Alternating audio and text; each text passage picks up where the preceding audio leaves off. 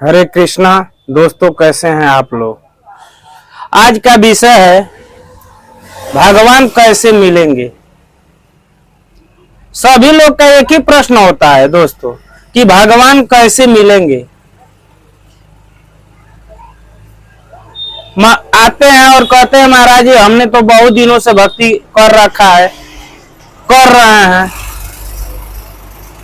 भगवान ही नहीं मिलते। कुछ का प्रश्न रहता है भगवान रहते कहाँ हैं। तो इसका वीडियो तो हमने बनाया है कि भगवान कहाँ रहते हैं, आप लोग देख लीजिएगा। लेकिन आज का प्रसंग है कि भगवान कैसे मिलेंगे। सबकी यही जिज्ञासा रहती है, सबका यही कहना है कि महाराज जी मैं बहुत दिनों से भक्ति कर रहा हूं, भगवान मिले ही नहीं, कैसे मिलेंगे। हमें तो लग रहा है कि भगवान नहीं मिलते हैं। कुछ का कहना है कि हमें लगता है कि भगवान ही नहीं मिलेंगे। केवल कहने वाली बातें हैं कि भगवान मिलते हैं। तमाम प्रश्न उठाते हैं लोग, लेकिन एक बार यह विचार वह नहीं करते कि भगवान कैसे मिलते हैं, भगवान से मिलने की योग्यता क्या है, भगवान से मिलने के योग्य आप हो चुके हैं कि नहीं हुए हैं, इस पे कोई विचार नहीं करता। वो एक ही प्रश्न करता है कि भगवान कैसे मिलेंगे, मिलेंगे कि नहीं मिलेंगे। नहीं मिलते हैं, मिलते हैं तो क्यों नहीं मिल रहे हैं। लेकिन एक बार वो ये नहीं देखता है कि हमारी योग्यता है कि नहीं कि हम भगवान से मिल सकें। क्या भक्तों, आपने कभी अपने आप से पूछा है कि हम उस योग्य हो चुके हैं कि भगवान हमसे मिल सकें। अपने आप को भगवान से मिलने के योग्य बनाइए।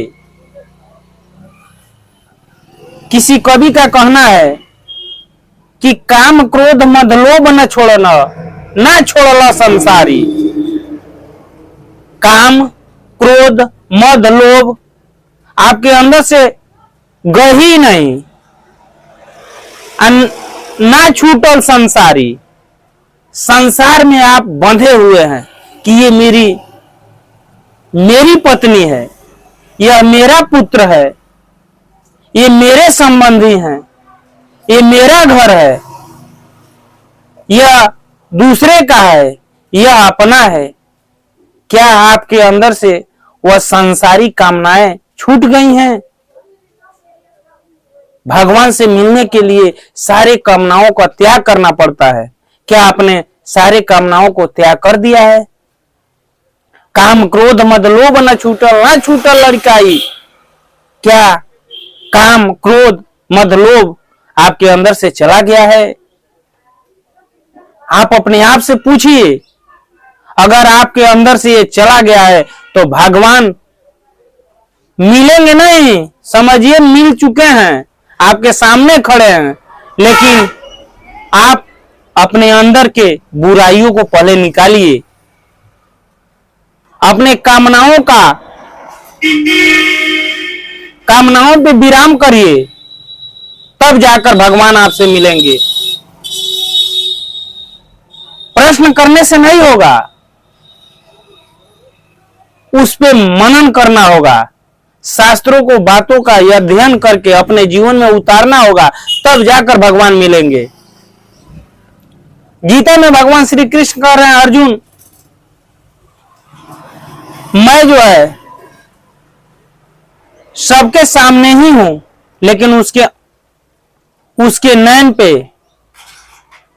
अहम का पर्दा चढ़ा हुआ है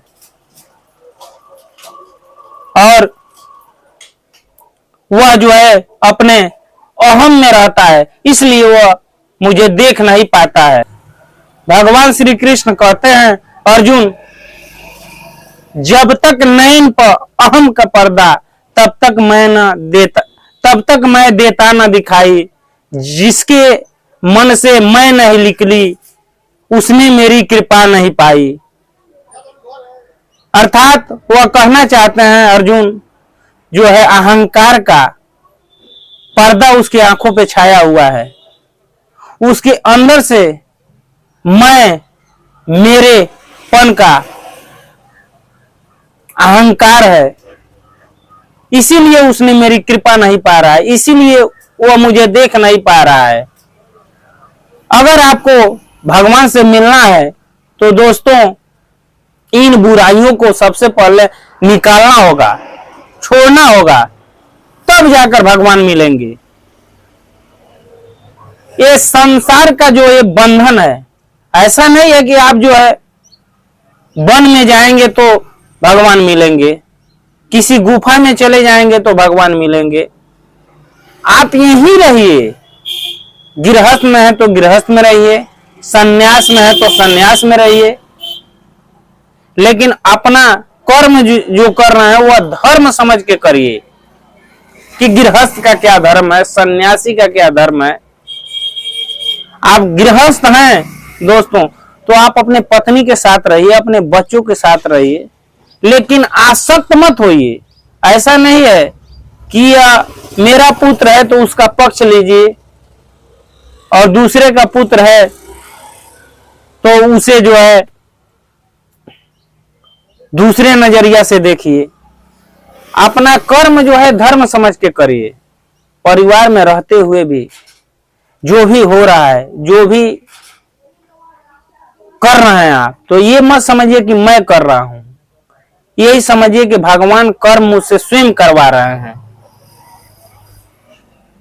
और देखिए आपसे भगवान जरूर मिलेंगे। कहना नहीं पड़ेगा कि भगवान कैसे मिलते हैं, अभी तक मिले नहीं, ऐसा नहीं होगा।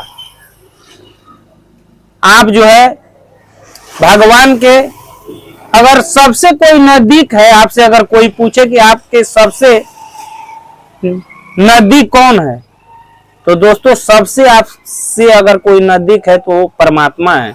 लेकिन हम अहंकार में इतने अंधे हैं कि हम उन्हें नहीं देख पा रहे हैं।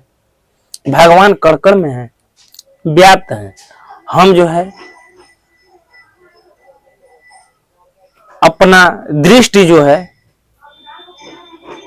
कामनाओं के साथ देखते हैं। हमारे आंखों पे जो है अहम का पर्दा चढ़ा हुआ है, माया का पर्दा चढ़ा हुआ है।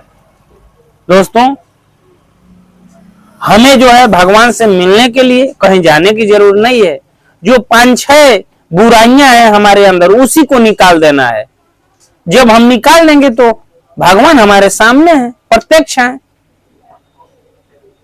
जैसे मान लीजिए हम कहीं खड़े हैं और एक पर्दा लगा हुआ है, उस पर्दे के पीछे